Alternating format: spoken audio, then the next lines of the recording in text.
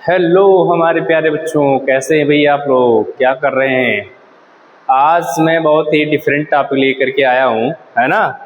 एकदम से समझ जाए कि एकदम डिफरेंट टॉपिक है जिसकी आप शायद कल्पना भी नहीं कर सकते हैं, है ना, कि सर ये सब ला सकते हैं। मैं बार बार कहता हूँ कि मैं जो भी पढ़ाता हूँ ये मान के चलिए, मैं इतना पढ़ाता हूँ, ये मान कर मैं चलता हूँ कि आपको आगे कंपटीशन का एग्ज़ाम देना है, ठीक है। इस लेवल का मैं क्या करता हूँ, आपको टीच करता हूँ। इस लेवल का मैं आपको क्या करता हूँ, पढ़ाता हूँ। ऐसा नहीं कि मतलब मैं पढ़ाता हूँ तो सिर्फ और सिर्फ आपका सिलेबस तक सीमित रहे, या जिस क्लास में हो 10th में हो या 12th में उसको आप पास आउट कर हो, बाकी आगे और कोई काम नहीं आने वाला है। मैं ऐसे से आपको वीडियो ऐसे कंटेंट देता हूँ कि जो भी बंदा अगर आगे पढ़ेगा, जिस कंपटीशन के एग्जाम वो देगा, अगर उसमें इंग्लिश सब्जेक्ट आता ना तो गारंटी है कि उसमें उस बंदे को इंग्लिश में तो हमें लगता है कि किसी प्रकार की कोई समस्या होने वाली नहीं है। It's my duty, it's my guarantee. Okay, आज देख लीजिए English, UP TET, super TET, C TET, है ना, फॉर ऑल कॉम्पिटिटिव एग्जाम्स। जितने भी कॉम्पिटिटिव एग्जाम्स हैं उस सभी एग्जाम्स के लिए कंटेंट जो मैं आपको प्रोवाइड करने के लिए जा रहा हूँ, it is very important for you topic, है ना। This topic is very important for you. ये टॉपिक जो बहुत ही इंपॉर्टेंट है आपके लिए, ठीक है। यूपी टेट जानते हैं एग्जाम, वहाँ सी टेट आता रहता है फॉर्म, ठीक है। फिर आपका क्या होगा, सुपर टेट होगा। उसके बाद ये सब क्वालिफाई करने के बाद आप you will become a teacher. आप क्या बन जाएंगे, एक गवर्नमेंट टीचर बन जाएंगे, ठीक है ना। फिर आपके क्या होंगे, बल्ले बल्ले बल्ले बल्ले भाई, बल्ले बल्ले। चलो देखते हैं ये जो पेपर है, ये जो क्वेश्चन है बाबू, सब के सब ये मान के चलिए कहीं ना कहीं वो यूपी टेट में आ चुके हैं, यूपी टेट में आ चुके हैं, यूपी टेट में आ चुका है ना। यूपी टीचर एलिजिबिलिटी टेस्ट में आ चुका हुआ है। सी टेट में भी ये चीज़ आया हुआ है। सी टेट में भी ऐसे ही क्वेश्चन आपके क्या बनेंगे। सुपर टेट में क्या होगा, ऐसे ही क्वेश्चन बनेंगे, ठीक है। ऐसा कंटेंट में लेकर के आता हूँ, ठीक है, कि ये चीज़ आपके लिए हेल्पफुल होगा कहीं ना कहीं, याद रखिए आप, ठीक है। अभी देखिए सुपर टेट का शायद जो है फॉर्म आने वाला है यार। सी टेट या सुपर टेट का फॉर्म जो आपका सितंबर माह में क्या होगा, वो बहुत जल्दी आपके सामने होगा, ठीक है ना। तो वो उसका प्रिपरेशन, जितने भी बच्चे कंपटीशन की प्रिपरेशन कर रहे हैं, ठीक है, उसमें जानते हैं कि 30 क्वेश्चंस जो है, 30 क्वेश्चंस आप क्या आने वाले हैं, 30 क्वेश्चंस आपके जो है इंग्लिश के होंगे। 30 क्वेश्चन जो किसके होंगे, वो इंग्लिश लैंग्वेज का होगा, इंग्लिश लैंग्वेज का होगा, ठीक है। तो 30 क्वेश्चंस अगर हम यहाँ पे प्रिपेयर कर लेते हैं तो बहुत बड़ी बात होती है। गारंटी है कि 30 क्वेश्चन में कहीं से इधर उधर जाने नहीं दूंगा, ठीक है ना। चलिए स्टार्ट करते हैं। मैं स्टार्ट करने से पहले मैं बार बार ये कहता हूँ कि बाबू जो मेरा चैनल है द ग्लोबल इंग्लिश, उसको शेयर कीजिए, सब्सक्राइब कीजिए, बेल आइकन दबाना मत भूलिए, क्योंकि पीपीटी तैयार करने में बहुत समय लगता है बाबू। ऐसे पीपीटी तैयार करने में बहुत समय लगता है। इस पीपीटी को मैं खुद ही प्रिपेयर करता हूँ, है ना, खुद ही मैं जो है this PPT was prepared by me. ये पीपीटी जो है मेरे द्वारा ही क्या किया गया है, तैयार किया गया है, ठीक है। तो आपकी भी ड्यूटी बनती है, थोड़ा सा चैनल को शेयर कीजिए, सब्सक्राइब कीजिए। चलिए इससे भी आपको क्या होता है, कॉन्फिडेंस बढ़ता है, ठीक है। चलिए कह रहा है select the in which indefinite pronoun agrees correctly with its corresponding pronoun. इसमें इंडेफिनिट प्रोनाउन के बारे में मैं थोड़ा सा आपको डिस्क्राइब कर दे रहा हूँ। मैं इंडेफिनिट प्रोनाउन के बारे में मैं क्या कर दे रहा हूँ, थोड़ा सा डिस्क्राइब कर दे रहा हूँ। इंडेफिनिट प्रोनाउन देख लेते हैं क्या होता है। देखो जितने भी इंडेफिनिट प्रोनाउन होते हैं बाबू, इंडेफिनिट प्रोनाउन, जो इंडेफिनिट प्रोनाउन होता है, इंडेफिनिट जो प्रोनाउन होता है, चाहे वो समथिंग हो गया, है ना, समबडी हो गया, एनीबडी हो गया, एनीबडी हो गया, है ना, एनीबडी हो गया, एवरीबडी हो गया, एनीथिंग, समथिंग, ये जो होता है ये मान के चलना ये सिंगुलर होता है, सिंगुलर प्रोनाउन होता है। क्या होता है, ये सिंगुलर प्रोनाउन होता है। अब हम जानते हैं भाई कि अगर सब्जेक्ट हमारा, ठीक है, हम जानते हैं कि अगर सब्जेक्ट हमारा क्या होगा, अगर सब्जेक्ट हमारा सिंगुलर होगा, सब्जेक्ट अगर हमारा सिंगुलर होगा तो वर्ब, जो वर्ब आएगा वो भी आपका सिंगुलर होना चाहिए। और जो पॉजेसिव केस का प्रोनाउन आ जाता है, जो पॉजेसिव केस का प्रोनाउन आता है, ये भी आपका सिंगुलर ही होना चाहिए। सिंगुलर होने का मतलब है कि इसी के अकॉर्डिंग आना चाहिए, ठीक है। देखते हैं, पहला देख लेते हैं क्या इसमें एरर है, कौन सा सेंटेंस सही है भाई, देख लेते हैं। एवरीवन शुड परफॉर्म हिज और हर, सही है, इस ड्यूटी सिंसियरली। ये सेंटेंस तो बिल्कुल हमें करेक्ट लग रहा है भाई, है ना, एक सेंटेंस करेक्ट लग रहा है, क्योंकि एवरीवन की बात कर रहा है तो उसमें एवरीवन सिंगुलर दे दिया इसने, in or her they, his or her दे दिया इसने। भाई एवरीवन मतलब उसमें लड़का भी हो सकता है लड़की भी हो सकती है, याद रखो इसमें। somebody forget देयर, यहाँ देयर दे दिया इसलिए यहाँ पर ये सेंटेंस गलत हो गया, देयर प्लूरल के लिए यूज करते हैं। एवरीबडी शुड, यहाँ देयर दे दिया, ये भी आपका क्या हो गया, गलत हो गया, ठीक है। एनीबडी कैन सबमिट देयर, यहाँ पर भी देयर दे दिया, इसका मतलब ये भी आपको गलत हो गया। तो क्वेश्चन 1 का A is the correct option of the question, okay. क्योंकि मैंने बताया कि प्रोनाउन जो होता है इंडिफिनिट प्रोनाउन सिंगुलर होता है, जब सब्जेक्ट सिंगुलर तो इसका पॉजेसिव केस भी आपका सिंगुलर ही होगा, याद कर लेना, ठीक है। दूसरा, choose the sentence in which gender form the noun is use correctly, इसमें कौन सा जेंडर जो है करेक्टली यूज किया गया, बताइए जरा, इसमें कौन सा जेंडर क्या किया गया है, करेक्टली यूज किया गया है। देख लेते हैं भाई इसमें, द मैरिज डिलीवर्ड हर, लड़का है लड़की है तो इसके लिए हर आ गया, ये तो सही हो गया। ये लड़का लड़की है मतलब लड़की होने का मतलब कि फीमेल है, फीमेल भाई क्या होता है, देखो फीमेल के साथ, फीमेल जेंडर के साथ, फीमेल जेंडर के साथ जो है जो भी पॉजेसिव आएगा वो फीमेल ही होना चाहिए, फीमेल वाला ही सीन चलना चाहिए, मतलब हर वाला ही सीन चलना चाहिए, सही है कि नहीं, ठीक है। तो यहाँ पर इसने हिज दे दिया तो इसका मतलब ये भी गलत हो गया। यहाँ पर देखिए द, इसका मतलब ये भी गलत हो गया, द हायरनेस, हायरेस ये भी आपका हिज दे दिया, गलत हो गया भैया। The conductress repaired the railway himself, यहाँ हिमसेल्फ दे दिया, यहाँ पर हिमसेल्फ नहीं होना चाहिए, तो यहाँ पे अगर हर सेल्फ होता, अगर यहाँ पे हर सेल्फ होता तो ये सेंटेंस आपका सही हो जाता, इसलिए ये भी गलत हो गया आपका, इसका भी ऑप्शन नंबर ये होगा। क्वेश्चन नंबर 2 का भी ऑप्शन नंबर क्या होगा, जो है ए ही होगा, ठीक है। तो देख सकते हैं किस तरीके से आपकी जो है इस कंपटीशन एग्जाम में यूपी टेट और सीटेट में क्वेश्चंस पूछते हैं। इसी तरीके से अगर जो बच्चा मेहनत करेगा हमारे साथ, कन्फर्म मैं बता रहा हूँ बाबू, वो निश्चित तौर से आउट ऑफ 30 में से 30 क्वेश्चन वो डन कर लेगा, ओके।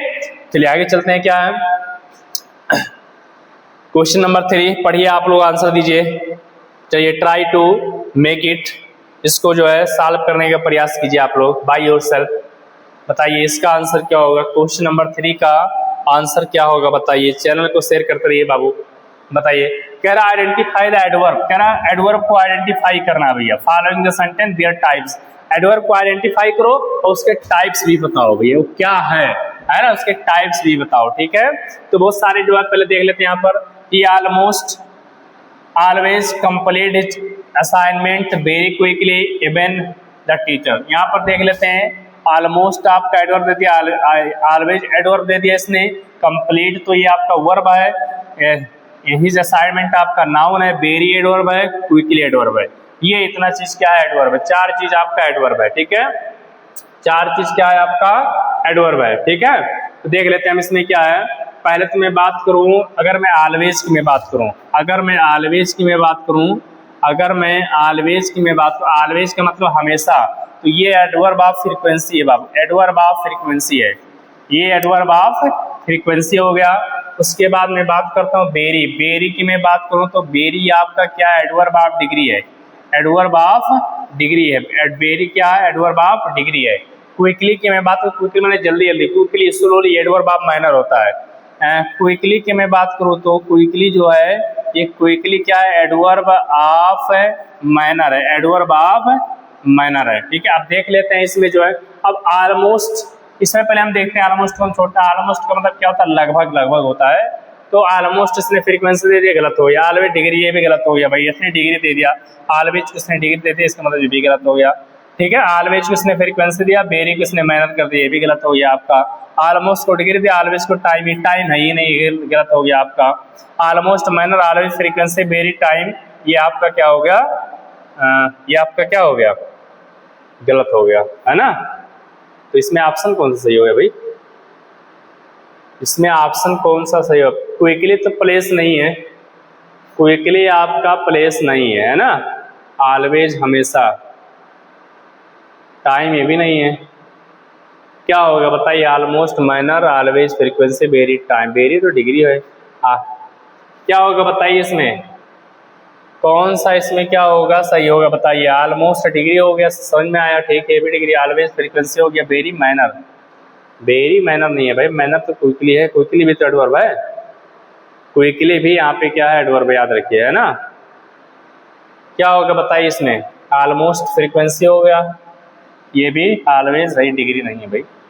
क्या होगा बताइए इसमें, गलत कर दिया इसने, तो ऑप्शन नहीं दिखाया जरा, minor all frequency, very time नहीं हो सकता, वेरी मतलब बहुत ही डिग्री है, क्विकली डिग्री नहीं है यार, क्विकली माने जल्दी सा होता है। इसका आंसर हम देखना पड़ेगा, ऑलमोस्ट डिग्री हो गया, क्वेश्चन हमें लगता है इसको देखना पड़ेगा भाई, इसका क्वेश्चन हमें देखना पड़ेगा, है ना, क्योंकि वेरी भी एडवर्ब है, वेरी प्योर एडवर्ब है, और क्विकली भी एडवर्ब है, ऑलमोस्ट तो दिया है, इसका मतलब ऑलमोस्ट भी एडवर्ब भी है और ऑलवेज भी एडवर्ब है, हम जानते हैं बहुत अच्छे तरीके से, ठीक है। तो क्या दे रहा है यहाँ पे, ऑलवेज एडवर्ब ऑफ फ्रीक्वेंसी है, एडवर्ब ऑफ फ्रीक्वेंसी यहाँ पर दिया हुआ है, और एडवर्ब ऑफ डिग्री वेरी है, इसमें एडवर्ब ऑफ डिग्री नहीं दिया हुआ, इसका मतलब गया, ये ऑप्शन गया, almost degree, always frequency, very minor, ये तो डिग्री है, इससे गलत कर दिया इसने, ऑलमोस्ट डिग्री है, ऑलवेज टाइम नहीं हो सकता भाई, टाइम नहीं हो सकता, हियर देयर ये सब टाइम होता है, इन ऑन ये सब मतलब स्थान होते हैं, ऑलवेज मतलब हमेशा, कब जाता है वो, हमेशा जाता है, हमेशा, ऑलवेज को हम टाइम भी कह सकते, इस बात नहीं, कैसे फ्रीक्वेंसी मैंने बार बार, कितनी बार करता है, हमेशा करता है, 2 बार 3 बार 3 बार, चलो ठीक है मान लेता हूँ मैं, क्विकली माने फ्रीक्वेंसी, जल्दी से, तो इसमें गलत कर दिया यार, हमें ऑप्शन सी जो है सही होगा, इसका फिलहाल देख लेंगे हम लोग ऑप्शन, इसका हम लोग चेक करेंगे। Select the sentence punctuated correctly, इसमें क्या करना है, सेंटेंस को हमें देखना है कौन सा सेंटेंस हमारा करेक्टली पंक्चुएटेड है ना।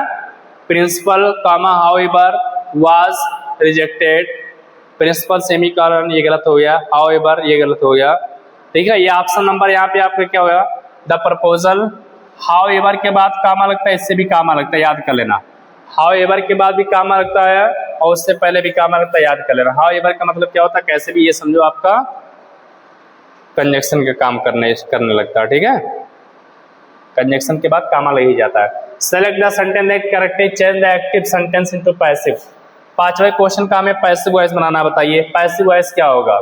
समवन हैज, हम जानते हैं कि अगर हैज हैव आता है, हैज हैव आता है, हैज हैव आता है प्लस B3 आता है, तो हमें क्या कर देना होता है, has have been. Passive voice में एक चीज कॉमन होता है, तो इसमें थर्ड फॉर्म लगता है, हमेशा याद कर लेना। तो इसमें पहले ऑब्जेक्ट को ढूंढते हैं, इसमें क्या ढूंढते हैं, ऑब्जेक्ट। ऑब्जेक्ट क्या होता है बाबू, जो किसी के सब्जेक्ट का ऑब्जेक्ट किसी के द्वारा प्रभावित हो जाए। Has stored all the confidential file from the office, ये पूरा का पूरा क्या हो गया, ऑब्जेक्ट। पैसिव वॉइस में होता क्या है कि जो सब्जेक्ट होता है वो ऑब्जेक्ट बन जाता है, ऑब्जेक्ट बन जाता है बाई लग करके, और जो ऑब्जेक्ट होता है वो सब्जेक्ट बन जाता है, वो क्या बन जाता है, सब्जेक्ट। और B3 हमेशा यूज करते हैं पैसिव, ये एक्टिव वॉइस का फॉर्मेट है, ये पैसिव वॉइस का फॉर्मेट है, ठीक है। तो all the confidential files from the office, ये तो आपका सब्जेक्ट हो गया, तो सब्जेक्ट इसमें दिया हुआ हर जगह कॉमन है, इसमें यहाँ भी कॉमन है, हर जगह हर ऑप्शन में कॉमन है। हैड तो लगेगा नहीं, हैड लगेगा नहीं, आर नहीं लगेगा। दो ऑप्शन देखते हैं, हैव स्टोलन नहीं होगा, ऑप्शन नंबर आपका बी होगा, ऑप्शन नंबर आपका क्या हो जाएगा, बी, क्योंकि अभी जस्ट मैंने बताया अगर हैज है प्लस B3 दिया है, ये एक्टिव वॉइस का फॉर्मेट है, ये पैसिव वॉइस का फॉर्मेट है। अगर हैज है कहीं भी दिया तो उसका पैसिव वॉइस का फॉर्मेट हैज हैव के साथ बीन होना चाहिए, been plus B3 passive voice में कॉमन होता है। B3 आपको आंख मूंद के लगाना, याद कर लेना। Choose the sentence correct apostrophe uses, देख लेते हैं भाई करेक्ट जो है करेक्ट एपोस्ट्रॉफी क्या यूजेस क्या। पहली बात याद रखिए, जो एपोस्ट्रॉफी मार्क होता है, जो एपोस्ट्रॉफी मार्क होता है, एपोस्ट्रॉफी जो मार्क होता है वो यूज होता है यूज विथ लिविंग थिंग्स। इसका प्रयोग करते हैं किसके लिए, लिविंग थिंग्स के लिए यूज करते हैं, याद कर लेना। इसका यूज किसके लिए करते हैं, लिविंग थिंग्स के। लिविंग थिंग्स का मतलब ये क्या मतलब है, ये सजीव के लिए होगा, याद कर लेना। The teachers books were arranged on the table, ये तो सही है, समझ में आ रहा है। टीचर्स बुक्स, ये याद रखो, दो नाउन एक साथ प्लूरल नहीं हो सकता है। अगर दो, जैसे मैंने कहा यहाँ पे, यहाँ मैं कहता हूँ चिल्ड्रेंस, या इस तरीके से मैं कहता हूँ बॉयज बुक्स, तो ये गलत हो गया, है ना। दो जो है क्या कहते हैं, दो प्लूरल नाउन एक साथ यूज नहीं हो सकते। या तो हम यहाँ पे फर्स्ट ऑफ मार्क लगाएंगे या तो इससे पहले लगा देंगे, दोनों तरह यूज होता है, मैं बताऊं कभी, ठीक है। ये तो समझ, ये तो गया आपका। The teachers books were arranged on the table, ये भी मुझे समझ में आ रहा है, लेकिन मैं बताता हूँ। The teachers books were arranged on the table, तो पहला और दूसरे में सिमिलरिटी है भाई। बुक्स यहाँ पर भी वर, यहाँ पर भी वर, यहाँ पे अरेंज्ड यहाँ पर भी है, ऑन द टेबल, ये तो ए और डी सेम दे दिया इसने, ए और डी इसने क्या कर दिया, सेम दे दिया है। क्या होगा इसमें बताइए, ए और डी इसने क्या कर दिया, सेम दे दिया। इसमें लगता है कि हमें जो है थोड़ा सा ऑप्शन लिखने में, यहाँ जो पहले वाला जो क्वेश्चन था उसमें भी ऑप्शन में गलती थी और इसमें भी हमें लगता है कि ऑप्शन में क्या गलती, नहीं ऑप्शन में नहीं गलती। यहाँ टीचर्सेस है तो ये भी गलत हो गया, टीचर्सेस इसने कर दिया, गलत हो गया। देखो किसी नाउन को अगर हम प्लूरल बनाए, जैसे आप देखो, जिसमें मैंने कहा बॉयज, देखो जैसे मैंने कहा बॉयज हॉस्टल है ना, तो बॉयज हॉस्टल, इस तरीके से मैंने कहा बॉयज हॉस्टल, तो एक लड़के का हॉस्टल होता नहीं है, हॉस्टल सभी बच्चों का होता है। तो हमें जो अपोस्ट्रोफी मार्क लगाना पड़ेगा, हमें ऐसे लगाना पड़ेगा, ऐसे हॉस्टल, ये इस तरीके से हमें क्या करना पड़ेगा, लगाना पड़ेगा। तो इसने इस तरीके से लगाया, दो इस दे दी, इसलिए ये भी गलत हो गया आपका, ठीक है। ये टीचर्स, ये देखो ये प्लूरल इसने दे दिया और इसके बाद ये लगाया, ये समझ में आ रहा मुझे, देखा, ये समझ में आ रहा। टीचर अध्यापकों की किताबें और अरेंज, सही है भाई, एक अध्यापक की किताब थोड़ी अरेंज की गई है ना, ये आपका ये गलत हो गया, आपका ऑप्शन नंबर ये हो जाएगा आपका। The teachers books were arrange under, यानी अध्यापकों की जो किताबें थी वो क्या की गई, अरेंज की गई। बहुत सारे बच्चे ऐसा मार्क नहीं देखे होंगे जल्दी, इस तरीके से नहीं देखे होंगे। याद कर लो, जो नाउन हम प्लूरल बनाएंगे बाबू, उसके बाद में अपोस्ट्रोफी मार्क का यूज करेंगे, ये चीज आपको क्या करना है, याद कर लेना है हमें। चलिए आगे चलते हैं, क्या है क्वेश्चन नंबर 7 की तरफ हम लोग चलते हैं। क्या है question number 7, choose the option that correctly change into the sentence negative from the without changing meaning. बताइए इसमें क्या होगा आपका, इसमें क्या होगा, ये ट्रांसफॉर्मेशन का है। As soon as the bell rang the students left the class, जैसे ही बेल घंटी बजी स्टूडेंट ने क्या किया, क्लास को छोड़ दिया, ठीक है। The students were not leaving the classroom until the bell rang, the student did not leave the class, the student did not leave the classroom because the bell, ये द स्टूडेंट नेवर लेफ्ट, ये गलत हो गया, ये भी गलत हो गया है, ये भी आपका गलत हो गया है और ये भी आपका गलत हो गया। वर नहीं यूज करेंगे। As soon as the bell रहेंगे, पास्ट में गया तो डिड नॉट का यूज करेंगे हम, किसका यूज करेंगे हम, डिड नॉट का यूज करेंगे। विद्यार्थियों ने क्लास को तब तक नहीं छोड़ा जब तक कि घंटी नहीं बजी, ये आपका ऑप्शन नंबर क्या हो गया, बी हो गया, है ना। ऑप्शन नंबर ये कह रहा था कि सेंटेंस को नेगेटिव में चेंज करो लेकिन उसका मीनिंग ना बदले, तो जैसे ही घंटी बजी विद्यार्थियों ने क्लास छोड़ दिया, तो यहाँ पे है कि विद्यार्थियों ने क्लास तब तक नहीं छोड़ा जब तक कि स्कूल की घंटी नहीं बजी।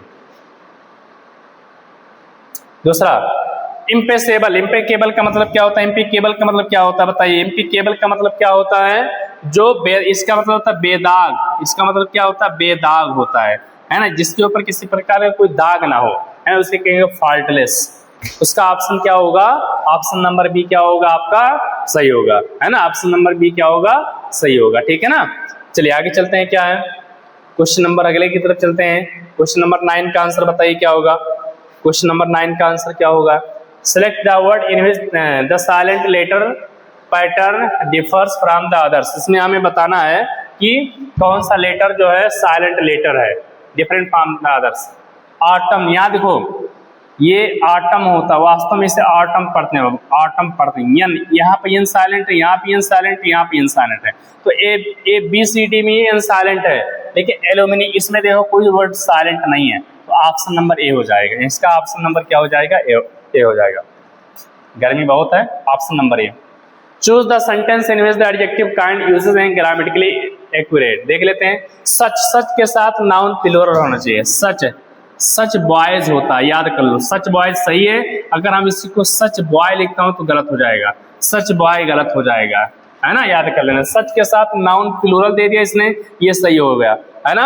ऑफन मतलब प्राय, डिमांड, ये प्लूरल वर्ब था तो ये डिमांड आया, सही है। क्रिटिकल वर्ब, क्रिटिकल क्या है, क्रिटिकल एडजेक्टिव है, ये एडजेक्टिव है, ये नाउन है। हम जानते हैं एडजेक्टिव होता क्या है, मैं बताता हूं बच्चों को कि एडजेक्टिव जो होता है वो नाउन से पहले आता है, ठीक है, नाउन से पहले आता है, ये चीज मैं बार बार बताता हूँ। ये तो सही हो गया, सच एन एक्सीडेंट हैव, ये गलत हो गया, एन एक्सीडेंट दे दिया इसने, काउंटेबल कर दिया तो ये गलत हो गया, हैव लगा दिया इसने।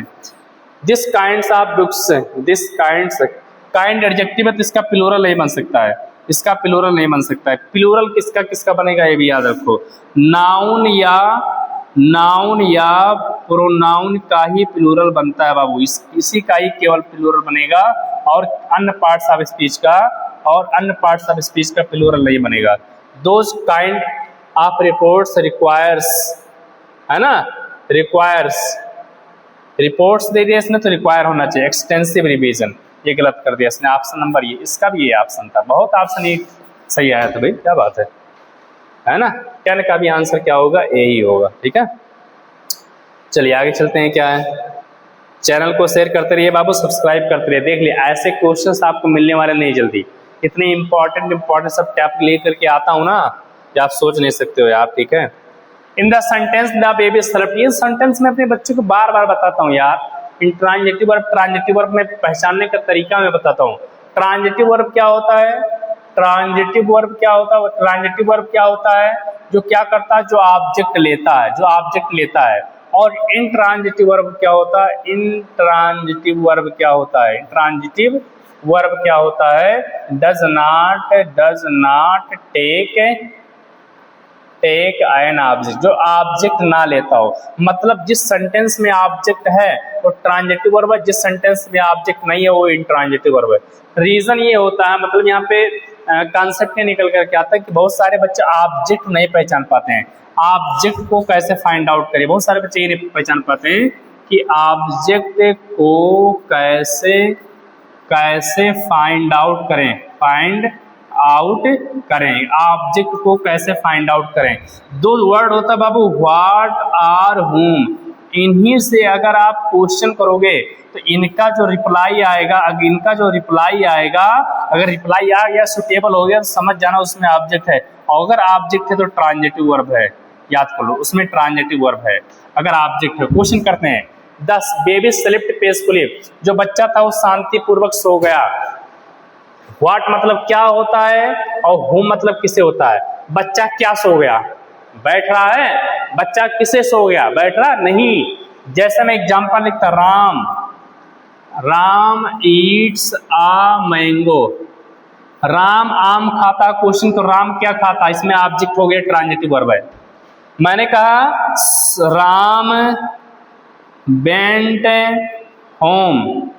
राम वेंट होम, राम घर गया, चला गया। राम क्या चला गया, बैठ रहा है। राम किससे चला गया, बैठ रहा है नहीं, बैठ रहा है। तो ये इंट्रांजिटिव वर्ब है, ये इंट्रांजिटिव वर्ब है और ये ट्रांजिटिव वर्ब है। तो ये सेलेक्ट कौन सा वर्ब है, ये इंट्रांजिटिव वर्ब। 11 का भी आंसर क्या होगा बाबू, आपका यही होगा, ठीक है। चलिए क्वेश्चन नंबर हम 12 की तरफ चलते हैं। क्या है इसमें, 12 में देखते हैं क्या है। आइकोसियस का सिनोनिम क्या होगा। आइकोसियस का मतलब क्या होता है, बातूनी होता है बाबू। इसका मतलब क्या होता है, बातूनी। टाकेटिव, इसमें एक वर्ड दिया टाकेटिव। एग्रेसिव तो एग्रेसिव क्या होता है, बहुत ही मतलब है जुनूनी, हम कह सकते हैं क्रोधी। केयरलेस माने लापरवाह, साइलेंट माने चुपचाप। तो आपका ऑप्शन नंबर डी होगा, इसका ऑप्शन नंबर क्या हो जाएगा, डी। इसका मतलब होता है बातूनी, जो बहुत ज्यादा टाकेटिव हो, उसे कहते हैं आइकोसियस कहते हैं। क्या कहते हैं, आइकोसियस हम कहते हैं, ठीक है। चलिए क्वेश्चन नंबर हम किसकी तरफ चलते हैं, 14। बताइए क्या होगा, which option is correct, which is filled in the question of 13। चलिए now tell me, बताइए। कह रहा है ड्यूरिंग डिबेट के समय, डिबेट मतलब क्या होता है, वाद विवाद, जब कोर्ट वगैरह में लोग डिबेट करते हैं। इट बिकेम एविडेंट, ये स्पष्ट हो गया। एविडेंट का मतलब क्या होता है, स्पष्ट हो गया दैट की was willing to defend proposal after the factual errors were exposed. मतलब जो वास्तव में जो गलती थी वो एक्सपोज्ड हो गया। एक्सपोज्ड माने वो खुल गया। जैसे मान लो किसी व्यक्ति के लिए कोई इंसान लड़ाई लड़ रहा है, लेकिन मान लो कि उसकी पता चलेगा बाद में कि हाँ इसने गलती किया था, तो क्या उसका वो केस लेगा, नहीं लेगा यार, केस ही नहीं लेगा वो, है ना।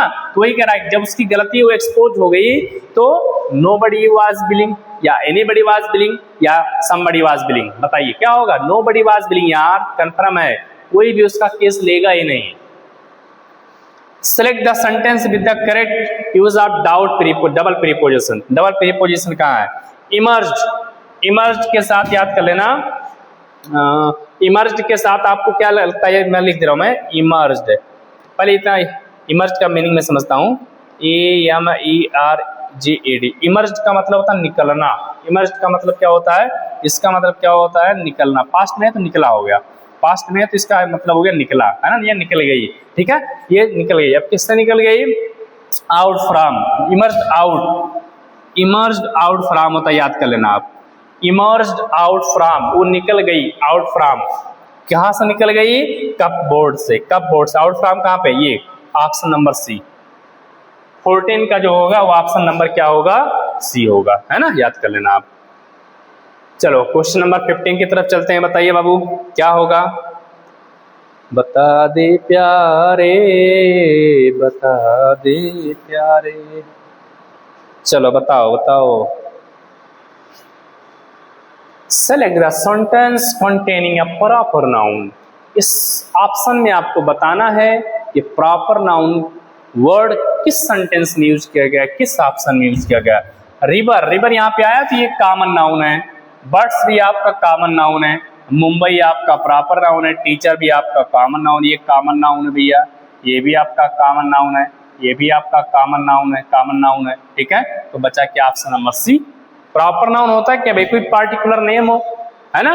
प्रॉपर नाउन और कॉमन नाउन में बच्चों को मैं बहुत आराम से समझाता हूँ। जिसका नाम ले लेंगे भैया, जिसका नाम ले लेंगे उसे कहेंगे प्रॉपर नाउन। नाम नहीं लेंगे, मैंने कहा लड़की तो कॉमन नाउन। मैंने कहा क्या भैया, सोच सकते हो तुम लोग। Sentence, sir the sentence in which the complete object and come. ये तो बताओ, कह रहा कि भैया बताओ सब्जेक्ट क्या है और प्रेडिकेट क्या है। प्रेडिकेट क्या है? बहुत अच्छा, मैं प्यार से मैं समझाता हूँ अपने बच्चों को। प्रेडिकेट होता क्या? The rest sentence of the rest part of the sentence except subject is called predicate. मतलब प्रेडिकेट क्या होता है? सब्जेक्ट को आप छोड़ दो, जितना हिस्सा बचेगा वो सब का सब आपका क्या होगा? प्रेडिकेट ही होगा। तो देख लेते हैं सेंटेंस क्या है यहाँ पे। यहाँ पे देखिए, the sudden increase in fuel prices, ये आपका है यहाँ पे सब्जेक्ट है। ये समझ जाओ यहाँ पे क्या है? सब्जेक्ट है। अफेक्टेड ये वर्ब है। वर्ब से लेकर के जितना होता है सब का सब आपका प्रेडिकेट होता है। वर्ब से लेकर के जितना भी होता है सब आपका क्या होगा? प्रेडिकेट होगा। तो देख लीजिए कहाँ पर है भाई, कहाँ पे लगा हुआ है। इसमें तो यहीं पे लगा दिया, गलत हो गया। बी में देखते हैं, इसने लगा दिया अफेक्टेड के बाद, वर्ब के बाद लगाया, गलत हो गया। सी में देखते हैं, हाँ ठीक है, अफेक्टेड से पहले लगा, ये सही हो गया। इसने फ्यूल लगा दिया, ये गलत हो गया। Option number C, option number C is the correct option of the question 16। बताओ प्यारे, समझ में आया कि नहीं? बताओ जितने भी हमारे कंपटीशन वाले बच्चे हैं, बता दे प्यारे। बहुत सारा क्वेश्चन मैं कराऊंगा आपको, ऐसी बात नहीं है। 200, 300, 500 क्वेश्चन में करवाने वाला हूँ। ये एग्जाम में किसी प्रकार की कोई समस्या ना हो, फ्री ऑफ कॉस्ट में करवाऊंगा यार, बस, ठीक है। Select the sentence with the correct singular uses. भैया देख लेते हैं। चाइल्ड का या अच्छा चिल्ड्रन दिया, चाइल्ड वाला दिया तो मैं समझा दे रहा हूँ। याद रखो चाइल्ड का प्लूरल भैया चिल्ड्रन ही होता है। बहुत सारे बच्चे क्या करते हैं, बहुत सारे बच्चे क्या करते हैं, वो चिल्ड्रंस लगा देते हैं। बहुत सारे बच्चे चिल्ड्रन, जो कि गलत है, पूरी तरह से गलत। ये is the correct option. Subject plural है तो वर्ब भी प्लूरल होना चाहिए। चिल्ड्रंस लगा दिया, ये गलत हो गया भैया। द चाइल्ड्स, चाइल्ड्स भी नहीं होगा, याद रखो। बहुत सारे चाइल्ड्स लगा देते हैं, चाइल्ड्स भी लगा देते हैं बहुत सारे, चाइल्ड्स भी गलत होगा, याद कर लो आप, है ना। जब चिल्ड्रन वर्ब प्ले, ये आपका करेक्ट हो गया। सब्जेक्ट भी प्लूरल, वर्ब भी प्लूरल। सी, ये सब्जेक्ट प्लूरल दे दिया लेकिन वर्ब को इसने सिंगुलर दे दिया, ये आपका गलत हो गया। ये आपका क्या हो गया? गलत हो गया, ठीक है। Option number C is the correct option of the question number 17। Select the sentence that correctly express farmer request in the indirect speech. Indirect speech देखिए रिक्वेस्ट की बात किया गया है, मतलब यहाँ कह सकता हूँ कि ये इंपरेटिव सेंटेंस, ये कौन सा सेंटेंस है, रिक्वेस्ट वगैरह ऑर्डर वगैरह इंपरेटिव सेंटेंस। इंपरेटिव सेंटेंस की मैं अगर बात करूँ तो इसका जो कंजक्शन होता है वो होता है बाबू टू होता है। इसका कंजक्शन क्या होता है, 2 + B1 होना चाहिए। देख लेता हूँ कहाँ पर है। द मैनेजर रिक्वेस्टेड, तो यहाँ पे सेम होगा, स्टाफ तक सेम है ना। अब यहाँ से देखो कंजक्शन इसने क्या दे दिया, कंजक्शन इसने दैट दे दिया इसने, इसका मतलब ये गलत हो गया, दैट नहीं होना चाहिए था भाई। यहाँ पे कंजक्शन इसने 2 + B1 तो टास्क, ये तो सही हो गया। स्टाफ इसमें requested to the staff, requested to the staff completing, नहीं कंप्लीट ये नहीं होगा, है ना। यहाँ पर देखिए ये आपका नहीं होगा, ठीक है। अच्छा ये तो भी नहीं, ये सी नहीं होगा आपका। The manager requested the staff to complete होना चाहिए, ये गलत हो गया। स्टाफ सही तो रिक्वेस्ट किया है ना, रिक्वेस्टेड टू द स्टाफ नहीं, है ना। ये requested the staff to complete, ये इनडायरेक्ट स्पीच में नियम होता है ना, अर्थ से नहीं होता है। इनडायरेक्ट 2 + B1 होना चाहिए, कंजक्शन 2 होना चाहिए और B1 इसके बाद आना चाहिए, याद रखिए। 2 + B1 हमेशा होना चाहिए, इस कॉन्सेप्ट को भी आप याद रखिए, बताऊंगा बाद में। Select the option that is the closest antonym of the word reticent. अभी हमने पीछे पढ़ा था, एक्वेसियस पढ़ा था, जिसका सिनोनिम था टॉकेटिव था। तो वही रेटिसेंट का मतलब होता है जो बात ना करे, रूठ जाए, जो बात ना करे वो रूठ जाए। इसका अपोजिट वही तो होगा जो बात करे, सही है कि नहीं। रिजर्व माने संरक्षित कर देना, क्वाइट माने शांत, हेजिटेट माने हिचकिचाना, नहीं होगा इसका। चूज द ऑप्शन, ये कहाँ चला गया, ये कैसे बना दिया। Choose the option that correctly complete the sentence. ये ऑप्शन यहाँ से, ये यहाँ से देख लेते हैं। ब्रेक और ब्रेक, इस ब्रेक का मतलब क्या होता है, रुकावट होता है। इस ब्रेक का मतलब क्या होता है, रुकावट होता है ना, मतलब रुकावट यानी ब्रेक लगाना। ये ब्रेक माने तोड़ना, इसका मतलब क्या होता है, तोड़ना होता है, ठीक है। द लीगल एडवाइजर वार्न, जो लीगल एडवाइजर ने चेतावनी दिया कि the company should not break the terms of the agreement. भाई कंपनी क्या होता है, उसको तोड़ना नहीं चाहिए, है ना। ब्रेक हम यूज करेंगे, उसके अपने जो टर्म होते हैं उसको हमें नियम को तोड़ना नहीं चाहिए, तो यहाँ ब्रेक हो जाएगा, ब्रेक माने तोड़ना। चलिए आगे। In the 20th sentence tell me which option is correct। The manager had the report prepared before the meeting. बहुत ही ये जो है क्या है, बहुत ही सिंपल क्वेश्चन भैया, बताइए। मैनेजर ने क्या किया, रिपोर्ट किया। मैनेजर ने क्या किया, हैड द रिपोर्ट प्रिपेयर, तैयार किया। मैनेजर ने क्या किया, रिपोर्ट तैयार किया बिफोर मीटिंग, मीटिंग से पहले उसने क्या किया, रिपोर्ट को उसने तैयार किया, है ना। हैड मॉडल अकेले नहीं है ना। हैड द रिपोर्ट, अगर उसके पास होता तब ये हो जाता। रिपोर्ट तैयार किया, ordinary transitive verb, transitive verb से क्या मतलब, ये कॉस्टिव वर्ब है। क्या ये कॉस्टिव माने क्या बता, रिलेशन क्या कह सकता हूँ मैं, स्टेट को शो कर रहा है ना, अवस्था को शो कर रहा है, इसने तैयार किया, तो ये कॉस्टिव वर्ब है, ठीक है। Which of the following correctly converts the sentence into reported speech? यहाँ से the scientist said, सेंटेंस ने कहा the earth revolves around the sun। ये एक ऐसा सेंटेंस है, यूनिवर्सल ट्रूथ है। ये कैसा सेंटेंस है, यूनिवर्सल ट्रूथ है। और जो यूनिवर्सल ट्रूथ होता है बाबू, जो यूनिवर्सल ट्रूथ होता है वो चेंज नहीं होता। Universal truth does not change, ये चेंज नहीं होता है, ठीक है। सिर्फ इसका कंजक्शन जो होता है दैट लगा करके सेंटेंस को हम कंप्लीट कर देते हैं। अगर कहीं चेंज किया होगा तो गलत, इसने हैज कर दिया, हैज नहीं रहेगा। रिवॉल्व्ड कर दिया, नहीं होगा, रिवॉल्व इसने, ठीक है, ये हैड कर दिया। ऑप्शन नंबर सी इसका भी होगा, ऑप्शन नंबर सी। जैसे हम कह सकते हैं कि द डॉग्स बार्क, कुत्ते भौंकते हैं, तो भौंकते थे, भौंकते रहेंगे। चिड़ियाँ चहचहाती हैं, पृथ्वी सूर्य के चारों चक्कर लगाती है, तो दिया ही है।